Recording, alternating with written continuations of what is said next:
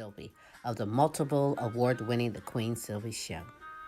You want to expand and get noticed? Then come outside your box and into our world.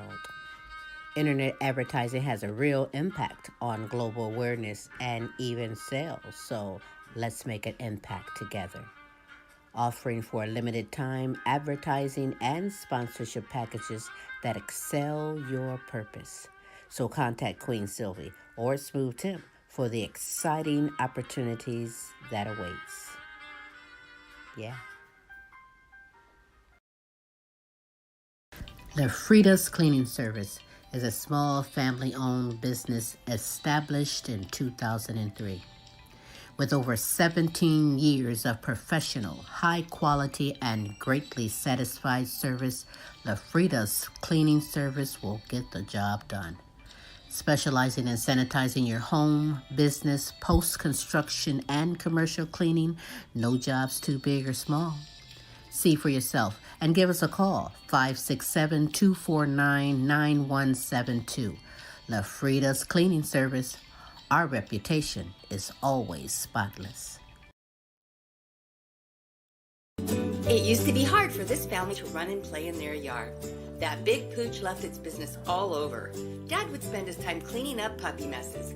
Now, I make sure the yard is clean so they can play without worry. Yes, there really is a poop fairy. Do you have questions about buying or selling a home, not sure if you're qualified?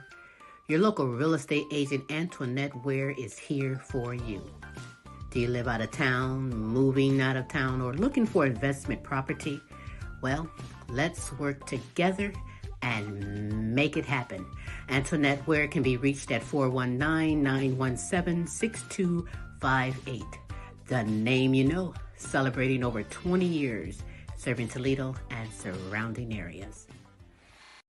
Are you tired of driving around a dirty car? Say hello to the ultimate solution for your car. Quick Auto Detail, home, work, or wherever. Their mobile car spa will clean and shine your car anytime and anywhere. Their products are gentle on your car's paint, and they use only the highest quality materials. Book your appointment now.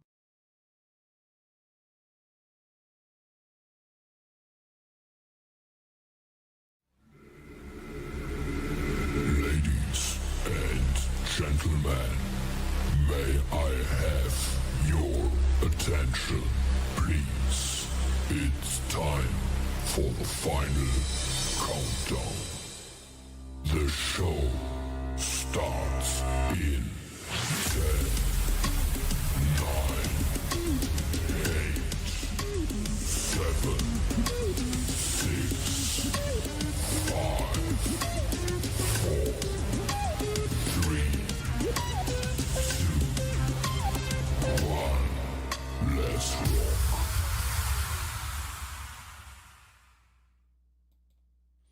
Hey, it is Smooth Tim, and thank you so much for dropping in and spending another Hump Day Wednesday with me on Tim's Tidbits. I certainly really appreciate it. I hope absolutely everybody had a terrific, super wonderful holiday weekend. Hope everything was safe, even though we did have, the hurricane coming through and playing some havoc from Texas on up through past the Great Lakes and into New York and such. So I hope everybody's okay from all that. I see it had a path of destruction, Hurricane Burl, but let's hope everybody is safe. And anyhow, hearts and prayers going out to you from this side of the fence anyhow. Otherwise, still all kinds of stuff going on around the world.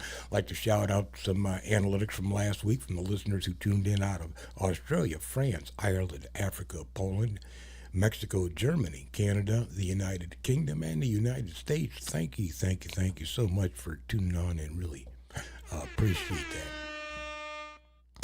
Otherwise, people, domestically, internationally, I see, the United Nations are in town, and Biden's hosting, all that, and otherwise, the campaigns are still going on, the mudslinging is still going on, but let's just dive right into the show, and We've talked a little bit about this in some past show. We'll talk a little bit more about it in the show today because I think it's a hot topic and it's something that everybody should very well be cognizant of, and at least to know how you align with the way of thinking of this Project 2025.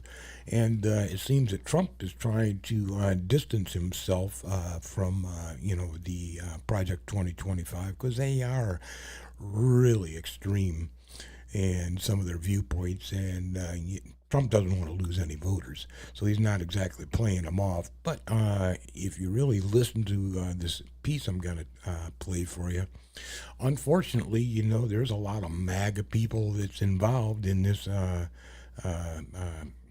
particular movement, is Project 2025, and a lot of them are former cabinet members of his. So, yeah, it's kind of hard for him to deny that he knows anything about it. Wants to distance himself from the MAGA guy that destroyed democracy, Project 2025. Anyhow, hey, check this out. On Friday, somewhat out of the blue, Donald Trump posted this on his social media platform. I know nothing about Project 2025. I have no idea who is behind it. I disagree with some of the things they're saying, and some of the things they're saying are absolutely ridiculous and abysmal. Anything they do, I wish them luck, but I have nothing to do with them. Now, from the get-go, we all know that wasn't true, so we set out to debunk it. And honestly, I thought there might be a little more legwork involved in spelling out the web of connections between Donald Trump and Project 2025. But then I realized all you have to do is look at the table of contents of Project 2025. Let's literally go through it. The author of each section is listed right here, and I'm just going to list them. Forward, A Promise to America, written by Kevin Roberts, the president of the Heritage Foundation. Trump has name-checked the Heritage Foundation several times, including just a few months ago when he wrote that Roberts, quote, should keep going and get the word out. Chapter 1 on the White House office was written by Rick Dearborn, Trump's former White House deputy chief of staff. Chapter 2 on the executive office of the President of the United States was written by Russell Vought, who is Trump's former director of the Office of Management and Budget. Chapter 3 on managing the bureaucracy was co-written by former advisor to Ronald Reagan, Donald Devine, along with Dennis Dean Kirk, a Trump nominee for the chair of the Merit Systems Protection Board, and Paul Dans, a Trump appointee to the U.S. Office of Personnel Management. Paul Dans is the director of all of Project 2025. Okay, Chapter 4 on the Department of Defense, written by Christopher Miller, who was Donald Trump's acting Secretary of Defense from November 2020 through the end of his term. Want me to keep going? Okay. Chapter 5 on the Department of Homeland Security, written by Ken Cuccinelli, Donald Trump's Secretary of Homeland Security. Chapter 6 on the Department of State, written by Kieran Skinner, the Director of Policy Planning for Donald Trump's State Department. Roger Severino, known to be aggressively anti-abortion rights and anti-LGBTQ plus rights, and who served as Donald Trump's Director of the Office of Civil Rights for the Department of Health and Human Services, well, he wrote the chapter on that department. Peter Navarro, who served as Trump's top trade advisor, he's currently in prison for contempt of Congress, authored part of the chapter on trade. The more you look in here, the more you find. If you look at the Heritage Foundation's website, you can see that the associate director of Project 2025 is a former special assistant to Donald Trump. Here's the Heritage Foundation's press release. Quote, John McEntee, former director of the White House Presidential Personnel Office in the Trump administration, is joining the 2025 Presidential Transition Project, Project 2025, as a senior advisor. Some of the organizations listed as part of Project 2025's advisory board are led by top Trump allies, like the former Trump chief of staff, Mark Meadows, who now leads the Conservative Partnership Institute, and the former Trump advisor, Stephen Miller, who now is president of America First Legal. I literally don't have enough time to list every connection between Donald Trump and Project 2025, right? But I can absolutely confidently say that Donald Trump's claim that he, quote, knows nothing about Project 2025 and has, quote, no idea who's behind it, end quote, is, how do we say it in Canada? Complete and utter BS. Yeah. So there you have it. There's the fact checks. There's the fact checks. No matter how you believe what he says comes out of his mouth from left, right, or whoever feeds it, there's the facts. Project 2020-25 is real. They've got some very interesting outlooks on how the government should be ran, and Trump cannot deny that he has any idea or knows any association with this total BS. Anyhow, but what he does like to do, moving on a little bit, is align himself with, the Christian movement. And there's nothing wrong with the Christian movement.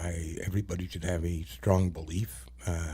And unfortunately, it seems that the right wing of the Christian movement, well, let's call it Christian nationalism, is trying to, besides, we've talked about that a couple of shows ago. Now they're putting the 10 Commandments up on the wall in poster size, so that everybody could, be cognizant and aware of them, be taught that, even to introduce the Bible into kindergarten through 12th grade, your senior year education as part of the history curriculum. But anyhow, again, it depends on your beliefs and, where you're at with all that, because, you may be infringing somewhat on another person's right if they are, of another faith or just do not believe at all. I believe, that's part of the freedoms that you have as an American citizen. But let's get into this Christian nationalism a bit. And you've seen Trump out there selling Bibles. You've seen him, pictations of him hanging on a cross, or Jesus tapping him on the shoulder. I was a convicted criminal to this. Come on, folks, but check this out. Donald Trump is portraying himself as a religious savior. He says Election Day will be Christian Visibility Day. Trump has repeatedly compared his criminal trials to the crucifixion of Jesus, promoted videos calling his re-election, quote, the most important moment in human history, and that describe him as a divinely appointed ruler. A shepherd to mankind who won't ever leave nor forsake them. So God made Trump. He claims to be a holy warrior against an imaginary attack on Christianity. They want to tear down crosses, but no one will be touching the cross of Christ under the Trump administration. I swear to you. He's even selling his own version of the Bible. We must make America pray again. Trump is playing to a rising white Christian nationalist movement within the Republican Party. I say it proudly, we should be Christian nationalists. Christian nationalists believe that the law of the land is not the Constitution, but instead the law of God, as they interpret it. Trump's supporters are increasingly overt in their calls to replace democracy with a MAGA theocracy. The church is supposed to direct the government, and I'm tired of this separation of church and state junk. We're meant to be a Christian nation. We should be a Christian nation. Welcome to the end of democracy. We're here to overthrow it completely. We didn't get all the way there on January 6th, but we will endeavor to get rid of it and replace it with this right here. That was a cross he was holding. The idea that the will of voters is irrelevant because God has anointed Trump was a recurring message in the efforts to overturn the 2020 election. Because it is not Joe Biden that rules this country. Jesus Christ is the king of everything in this world. Christ is king! Christ is king! Christ is king! In previous videos, I've highlighted how MAGA Republicans have embraced core elements of fascism. The combination of fascism and Christian nationalism is called Christofascism, a term first used half a century ago by the theologian Dorothy Zola. Fascists rise to power by characterizing their opponents as subhuman. Christofascists take it a step further by casting opponents as not just subhuman, but actually demonic. People like Nancy Pelosi, she's a demon. Framing opponents as enemies of God makes violence against them not only seem justifiable, but divinely sanctioned and almost inevitable. We are going to put on the armor of God.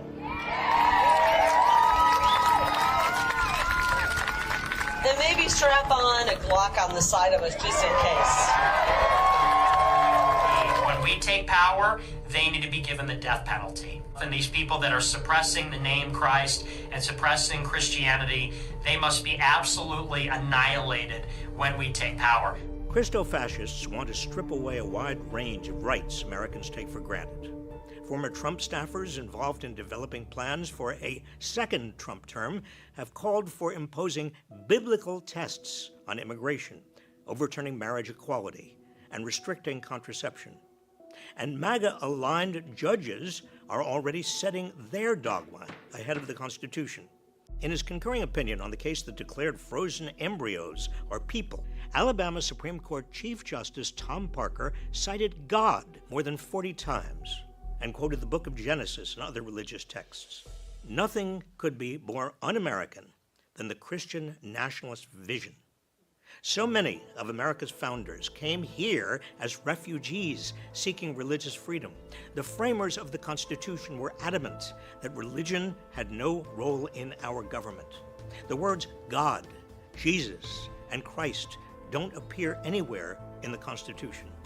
And the very first words of the Bill of Rights are a promise that, quote, Congress shall make no law respecting an establishment of religion or prohibiting the free exercise thereof.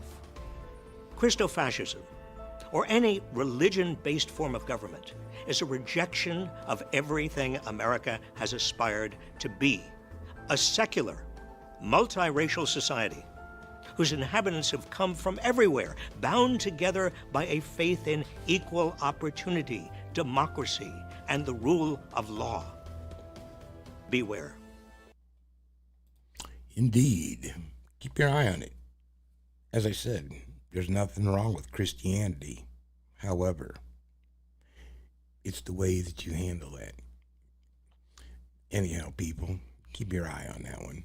And hey, speaking, and you know, I was thinking about these candidates, you know, what we got going for us. We got Trump with his interesting ideas, and obviously some of the influencers behind him, and we'll see what happens with that. Is he going to be influenced by these Project 2025 individuals?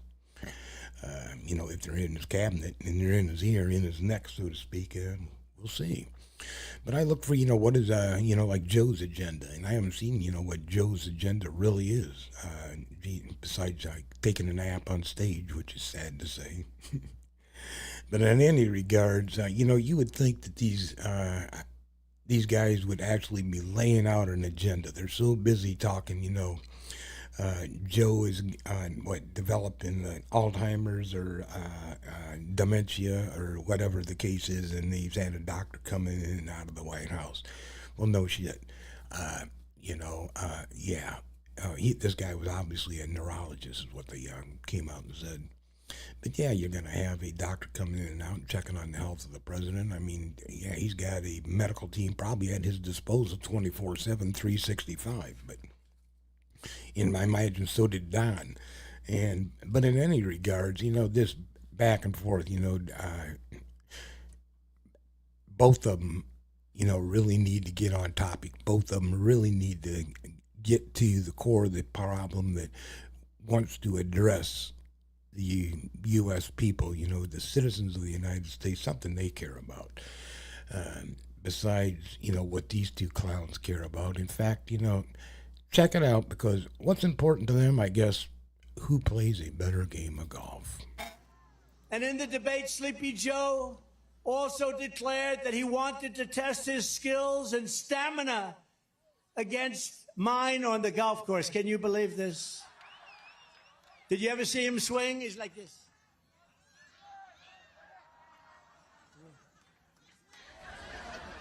That's why this evening I am also, and this is in honor of you and everybody here, this is 45,000 people. That's a lot of people.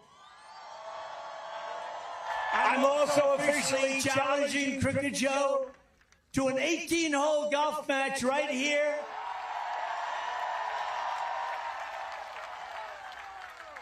Underow's Blue Monster, considered one of the greatest tournament golf courses anywhere in the world, one of the great courses of the world.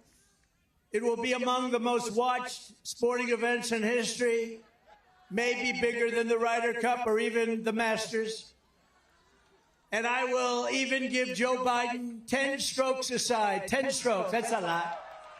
That means 20 strokes in case you don't play golf. I will give him 10 strokes aside, and if he wins, I will give the charity of his choice, any charity that he wants, $1 million. And I'll bet you he doesn't take the offer. I would bet he, because he's all talk. But what that match will do is prove that Joe is, in fact, all talk and no action. You see how they are? There you go. There's what's important. That's what they're going to put out front. That's what's on their agenda, is who's a better golfer. Come on, man.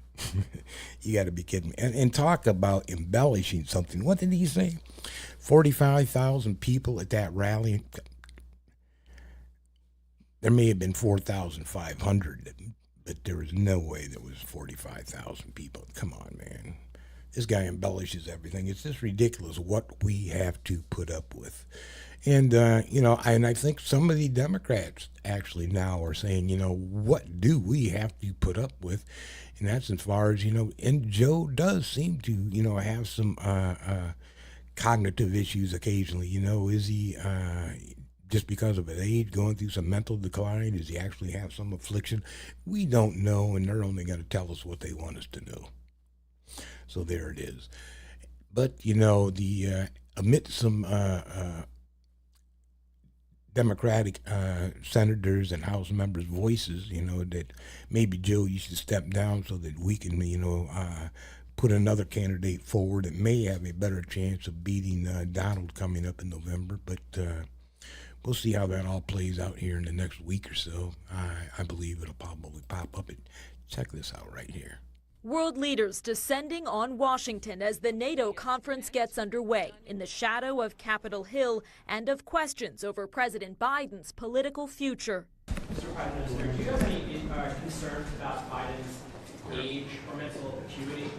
Good to see everyone here this morning. After meeting behind closed doors today, House Democrats projecting confidence in their nominee. We are riding with Biden. Was there conversation about Vice President? We are riding with Biden. While acknowledging they're not all on the same page. They're not even in the same book. With cracks evident. The stakes are so high in this race. We have to defeat Donald Trump. And when the polls are bad and getting worse, you can't just double down on a strategy. On the Senate side, some leading Democrats admit having concerns. Of course I do, and I think that he's trying to address those directly. But emerged from a policy lunch with a unified message. I'm with Joe. The grinding internal debate hanging over NATO allies' anxiety about how America's next leader will address the key issues before them. On how to step up our support for Ukraine, including widespread belief that former President Trump, if elected again, could reduce aid to Ukraine and potentially back off the alliance itself. The former president holding his first rally tonight since that race-shifting debate amid speculation over his pick for running mate. I have some ideas as to where we're going. And a look at the Republican Party platform that includes calls for mass migrant deportations. So, hey, I'd like to know what you think. Leave some comments in the comments. What do you think about it? I believe maybe Joe should probably step down. Maybe the Democrat could come up with a better candidate that has a better shot at beating Trump. I think there's a lot of people that are a little bit worried about his health and his cognitivity. And could be, just because they're throwing enough mud and they're, you say something long enough, it soon becomes a truth type card. Who knows? Who knows? Anyhow, hey, let's move on. Everybody, and this is one of Don's buddies, Kim Jong-un, over there in North Korea. He had a little military exhibition, I guess you would call it. These guys would be showing, their strength, their endurance, and their commitment, to the North Korean military. Check out this performance. 동작을 연방 수행하고 있는 우리의 용맹한 전투원들에게 관중들은 열광적인 박수를 보내고 있습니다.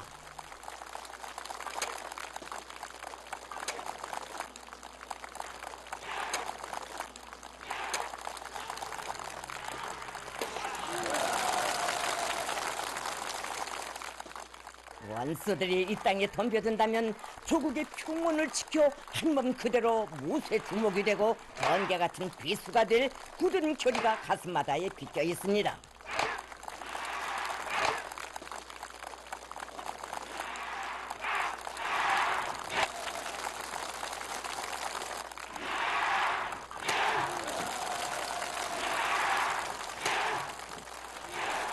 이 당의 품속에서 자란 조선인민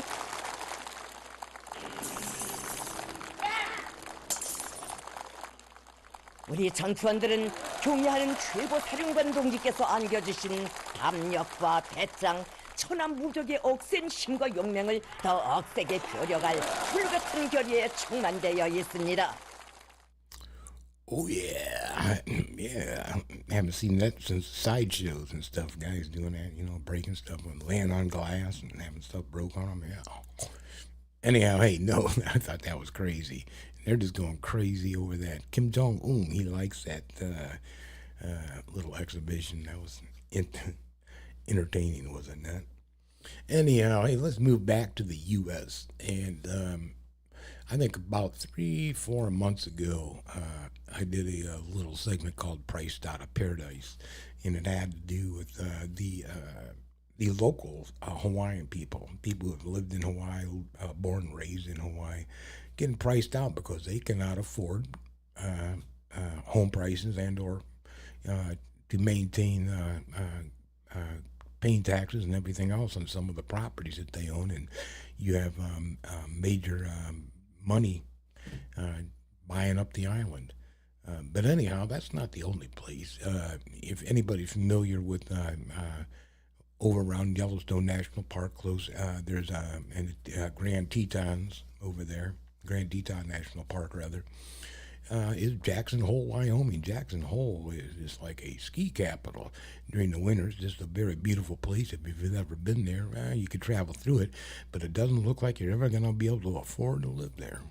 In Jackson Hole, Wyoming's Shangri-La in the Tetons, you need silly money to be taken seriously.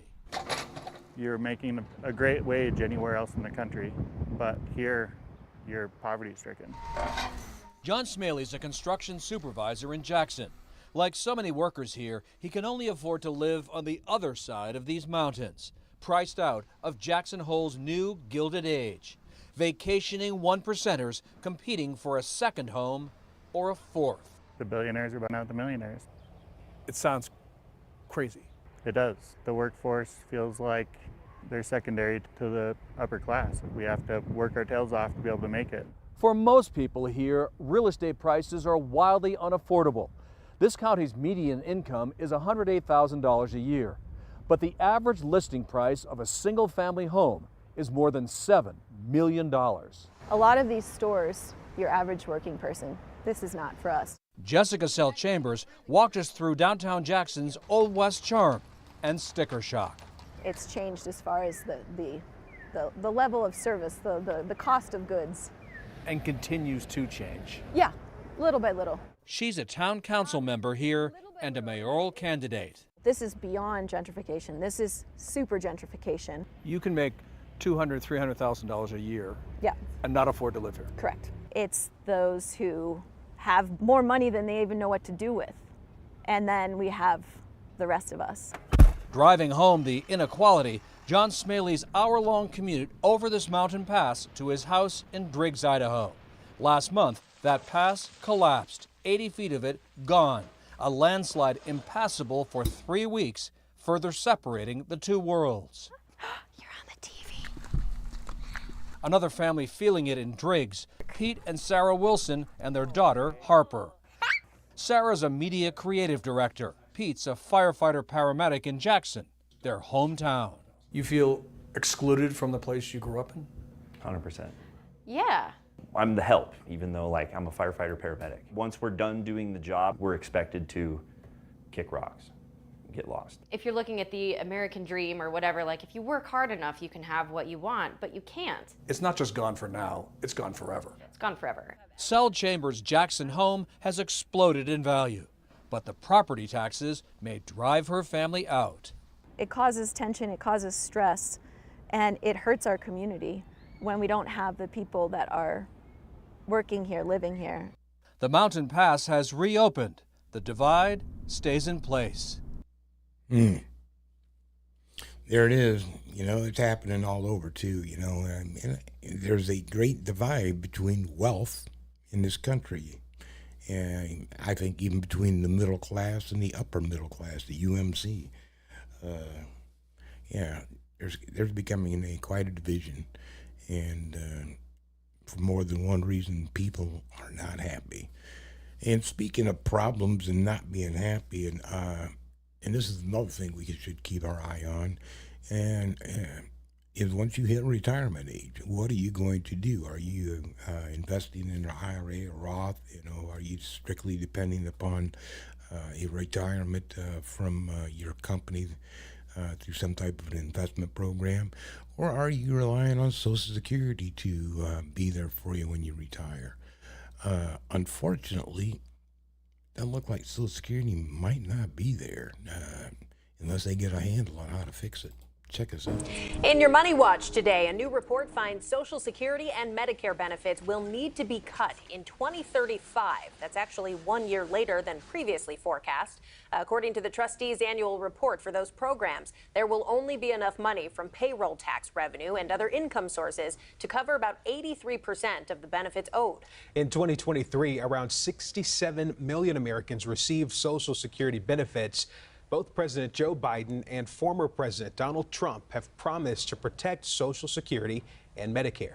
Let's discuss with Dan Casey, a financial planner and owner of Bridge River Advisors. Thanks for being here today. You're welcome. So this is concerning. A lot of people are going to be very worried when they hear about this.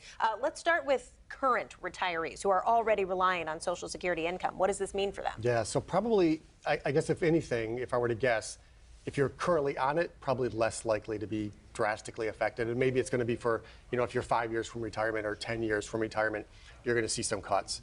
Or, you know, maybe they go into some sort of means testing where if you're, you know, if your income is a lot, not counting Social Security, well, then maybe they're going to reduce it more for you. So it's just so hard to know how they might do that if it comes to that. Yeah, it seems like every few weeks we hear about something like this, even a government shutdown, how that could affect a lot of people. But we just saw that there are millions of people who depend on these benefits. Yeah. How seriously should they be taking this warning?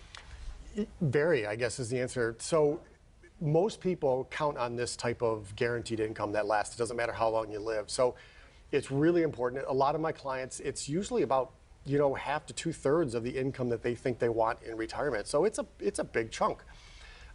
So yeah, you really want to, I guess it all goes back to just planning, talking to a financial advisor like myself or someone else, and just figuring out how much you think you want in income in retirement, how much is already going to come in that you know of, pensions, things like that. But most people don't get pensions anymore either. So it's really just planning for that kind of thing, and maybe looking to other avenues of creating some sort of income streams if they do start to cut Social Security. So, of course, the hope is that the government at some point will find a way to find a solution for this. Yes. But let's say that doesn't happen. How about those who are already working and they're quite a ways away from retirement? Yes. How should they be thinking about this? Yeah, so a lot of times when you think of the word pension, all the corporations are doing, the place that you work for is putting a lump sum with an insurance company to provide a guaranteed income stream.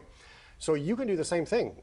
You can do it in the retail world. You know, find an insurance company that has these types of annuities that pay out guaranteed income for the rest of your life, and start planning and maybe setting aside some of that money for those income streams. So, you know, Social Security cuts, whatever, you've done your planning and you've got yours set aside, and you can flick the switch and get another guaranteed income stream. So would that be in addition to your 401k savings? Yeah, it could be the 401k savings. Okay. If like, because if once you turn age 55, you're allowed, most are allowed to roll some of that out. It's a tax-free event into your own traditional IRA, and then just create an IRA pension from using those annuity companies. So you can still do it sometimes before you even retire. And you got to remember too, like there's 13,000 baby boomers retiring every single day. 13,000 flicking on Social Security for the first time. So there's a reason why it's right now our number 2 expenditure in the U.S. You know, 1.4 trillion every year is what we spend on Social Security. So it's a little scary. $1.4 trillion spent on Social Security. So, I mean, and you need to be concerned about that as a listener. If you've worked, you've been paying into Social Security, because not only Social Security, that affects Medicare, that affects WIC, all these different social service programs. So, wow, you know, it affected me too. My Social Security. I am on Social Security because I'm retired, but also I have a state retirement fund. So what they did to me was they called it a windfall reduction. So I don't get all my Social Security. They somehow do a math formula and give you about a third of what you should get. It's crazy. So, you know, they figured out ways to try to save money, to try to not completely run out of money, but it seems like they put too many fingers in the dam and it's getting ready to burst. So keep your eye on it. You might want to think about what you want to do, how you're going to invest other than Social Security, so that you're not homeless and on the street, because remember, nowadays, that's illegal. Look at our last show. In any regard, hey, let's move on to some. Speaking of being able to get away with stuff and problems within our country and elsewhere, you know, Boeing has been under the microscope for, you know, noses falling off and doors flying off and just everything else, wheels, everything going wrong with that 737 MAX. But anyhow, apparently they decided to, since they're getting sued, why not just strike a plea guilt or a plea bargain with the United States, and hey, check it out. More than 5 years after 2 fatal MAX 8 crashes overseas killed 346 people, this morning Boeing has agreed to plead guilty to a single felony charge related to the crashes. That charge, conspiring to defraud the federal government. Boeing confirmed overnight it had reached the plea deal with the Justice Department. The deal already, though, drawing reaction. Victim families feel like Boeing is getting off easy. Court documents indicate Boeing would pay an additional $235 million fine and be required to invest more than $455 million in compliance and safety programs. What the plea deal does not demand is legal accountability for the many lives lost. A faulty flight control system called MCAS was implicated in both deadly crashes. A multi-billion-dollar settlement in 2021 allowed Boeing to avoid prosecution, but last month prosecutors accused the company of breaching that agreement. Overnight, pushback came swiftly from the victims' families, who had chanted shame at the CEO, and their lawyers blasted what they call a sweetheart deal. 346 people died in those 2 crashes. Therefore, a plea to manslaughter would be more fitting. Boeing has come under increased scrutiny following a series of mishaps, including a door panel that blew off an Alaska Airlines MAX 9 flight mid-flight. For its part, Boeing has committed to changes from the boardroom to the assembly line. We have tried to look at literally everything we do to make certain that that can never happen again. But those promises ring hollow for the grieving relatives who are calling for even more action. I think that when people are not held accountable, you're setting a standard of what you can get away with. Yeah, the families of those who died have filed an objection to the court overseeing the case. They want a judge to throw this plea deal out, just to reject it out of hand. Hoda? All right, Tom. Surprising what you can, yeah, they should reject it out of hand. But I'm not going to say anything. I won't allude to the possibilities that they may help support these individuals' campaigns and such. So they're a little bit hesitant to do anything too drastic.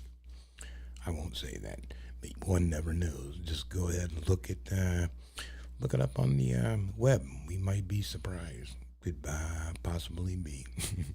Hey, anyhow, let's move on a little bit. We are getting towards the end of the show, and at this point, I like to pop up a video that I like to call "What the Fuck." Anyhow, hey, you would not believe. Yeah, I'm telling you, would not believe this.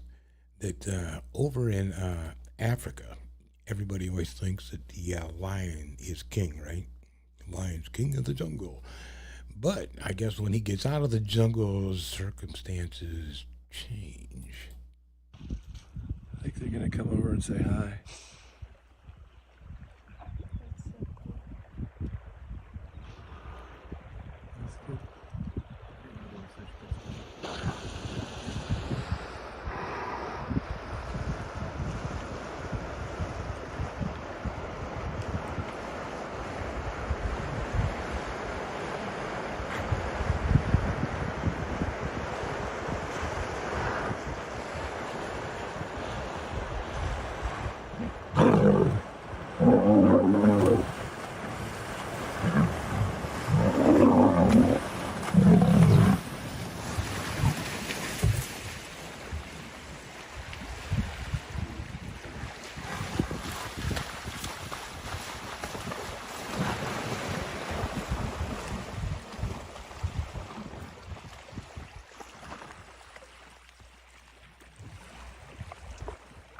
So I guess when it comes to the water, the king of the jungle is not so tough. A hippo was not playing. Anyhow, let me give you one more. This happened just not too long ago. And sometimes if you go to some of these resorts, you say, hey, why don't we take a kayak out and just enjoy the ocean and look at the views? And maybe not. No.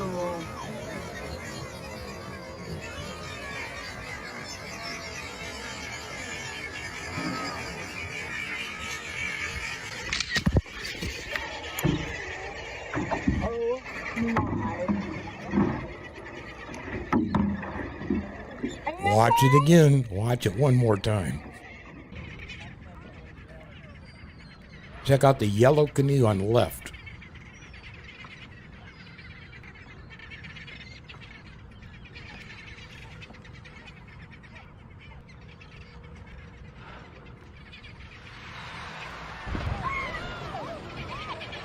Oh shit. Oh shit.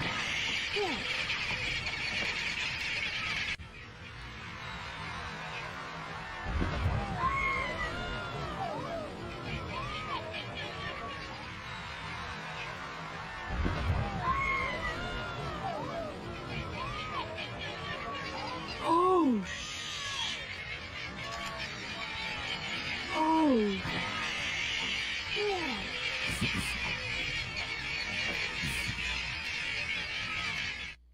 Yeah, that would make that kayaking adventure a real adventure now, wouldn't it?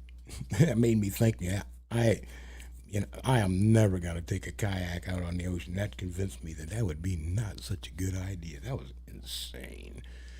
Anyhow, yeah, I hope that put a smile on your face. Let's move on to the other part of the show that most everybody just can't wait for, and that is who is going to be our asshole of the week. Well, that happens to come out of a place called Chatham County. Chatham is a part of Savannah, Georgia. And let's see what happens when a law enforcement officer is stopped, and I guess he thinks he's above the law. I don't know. Check it out. Jeremy, thank you. Right now at 6 o'clock, a new police report giving us a better idea of what led to the arrest of that Chatham County Sheriff's deputy. It happened during a traffic stop over the weekend in Effingham County. WJCL 22 News' A.J. Sisson joining us live now from Rincon. You have been looking at this new police body camera footage. Yeah, Greg, and actually right behind me is where we saw that footage. We're actually on South Columbia Avenue. This is where Rincon police say Sergeant Carlos Petio drove by a traffic stop in the middle of the road on Friday night. He didn't move over nor slow down for that traffic stop, breaking the Georgia move over law. Yeah, I'm telling you, you cannot do start us another unit. Get your hand off your gun. Oh, you can't. Get your hand off your gun. You're in half the gun. Put your hands on there, you're going to jail. What led a Chatham County deputy to doing that? In this body camera footage from Rincon PD, you see Sergeant Carlos Petio driving a red Ram truck, going right by a traffic stop without slowing down or moving over, and breaking the Georgia move over law, according to investigators. An officer pulled over Petio as a result. All you gotta do is sign right there. That's not admitting guilt. This is saying you understand you're getting a citation. You said you're not gonna sign it? If you don't, we take you to jail. Yeah. The deputy is seen on the phone throughout the interaction. However, Petio refused to sign the citation, prompting his arrest. However, that's when things turn south. Get your hand off your gun. Oh, you can't. Get your hand off your gun. You're in half the gun. Put your hands on there, you're going to jail. Rincon police arrested him on multiple charges, including obstruction of law enforcement. WJCL 22 News obtained this footage of Rincon police later that night, booking Petio in full uniform and in handcuffs. In a statement from the Chatham County Sheriff's Office, it reads in part, "The Chatham County Sheriff's Office has no comment at this time. Deputy Carlos Petio has been placed on administrative leave pending a professional standards investigation." The Rincon Police Department, in a statement to WJCL 22, said in part, "The Rincon City Manager and Police Chief have reviewed the camera footage and the incident report and firmly stand behind their officers. Now, according to Rincon Police, throughout that entire interaction, they say that Sergeant Petio was trying to intimidate them, correcting Mr. Petio to Sergeant Petio over and over again, inferring his rank with the Chatham County Sheriff's Office. He is out on bond currently and is awaiting the results of the Chatham County Sheriff's Office investigation while he is on administrative leave. There you go. What an idiot. Yeah, thinking that you can throw your weight around somehow. I'm a police officer. I'm a sergeant. You know, I hold some rank or authority hand over you. But the crazy part was being a law enforcement officer, and you have a law that says you slow down and or get over for emergency vehicles, and he just decided to ignore that. But yet he's out there enforcing that. That doesn't happen too often in law enforcement now, does it? Any regards, yep, he a well-deserved asshole of the week, right straight out of Savannah, Georgia. Anyhow, hey, let me get out of here and enjoy your Wednesday evening. I appreciate you tuning on in, and let me get on out of here. And until next week, got a little video to share with you, and hope put a smile on your face. Enjoy your week.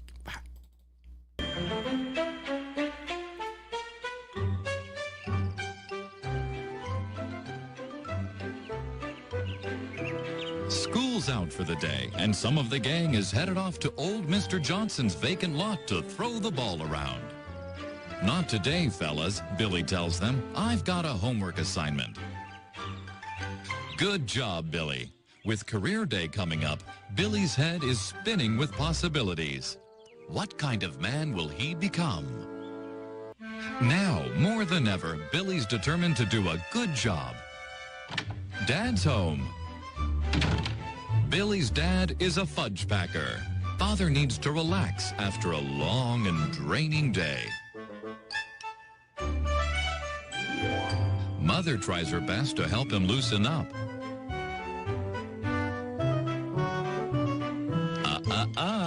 Dad likes to do his own teabagging.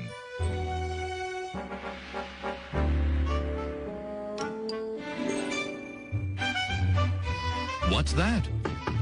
A knock at the back door. Yes, Father is always willing to accept visitors through his back door.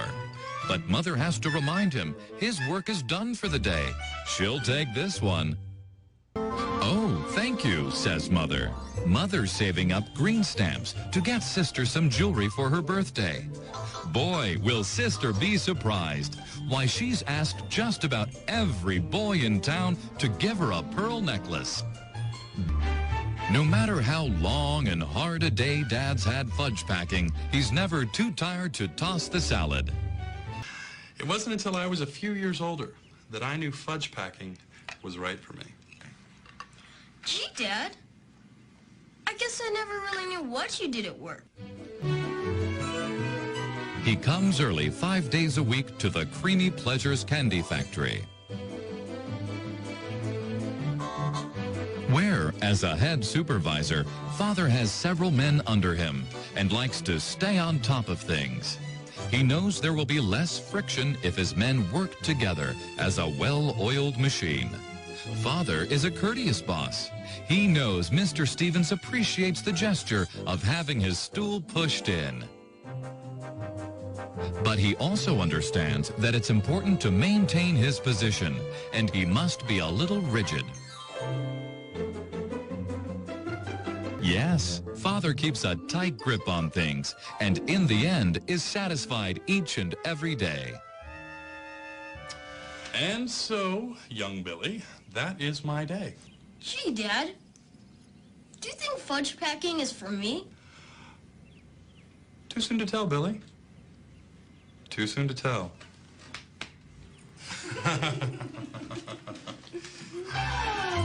Oh, yes, indeed.